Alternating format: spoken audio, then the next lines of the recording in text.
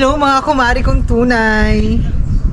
So, andito nga ako ngayon mga mari kong tunay sa may Old Street. So, gagala tayo dito. So, itong pupuntahan ko na ito ay marami nga pala ditong temple mga kumari kong tunay. Ipapakita ko sa inyo ang ganda ng lugar kung saan ako nakatira. So, mga kumari kong tunay, dito nga pala ay, ang tawag nila dito ay Old Street. So, ito kasi ay parang bahay nung araw pa. Oo. So, makikita nyo dito is talagang yung mga bahay dito is talagang makaluma. Saka yung mga ginamit nilang kahoy is mahalata nyo para silang luma, no? So, ayan. So, pati yung mga kanilang mga disenyo ay old na old din.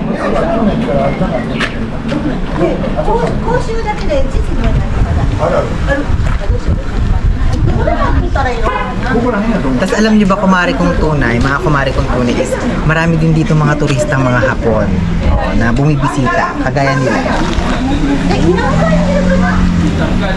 So, di ba? So, ipapakita ko naman sa inyo yung temple dito o yung mga pantara.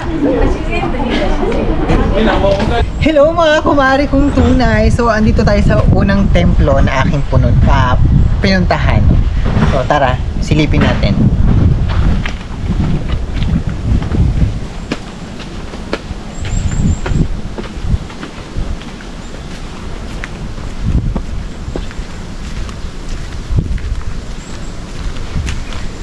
So ayan mga kumari kong tunay, so hanggang dito lang tayo sa bungad dahil walang tao. So ayan, hindi tayo pwede magtanong. So makikita nyo dito is meron mga ganito. Ayan, lagayan ito ng ilaw mga kumari kong tunay. Ayan, sa kami mga ribulto na nakikita lang natin noon sa mga pelikula, sa mga Chinese, Korean movie. So ayun, nakikita ko na personal. Welcome to Japan. So alam niyo ba mga kumari kong tunay is meron din dito nga sagradong anuhan ng mga tubig. So before nakainom na ako sa ganito dati. So nasa past ko yon vlog. Ayan. Pero ngayon wala siyang tubig. Ay meron.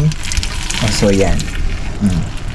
So pag mga matsuri o fiesta o festival is pinapatulo nila yan kasi para meron sila mga ritual o what so on. Tapos nakapasok na din ako dito sa loob dati. Pero ngayon sarado siya. Pero ngayon darating na summer. Sa August, mga kumari kong tunay is panigurado, magkakaroon na naman dito ng festival. So abangan niyo yan sa mga susunod kong video.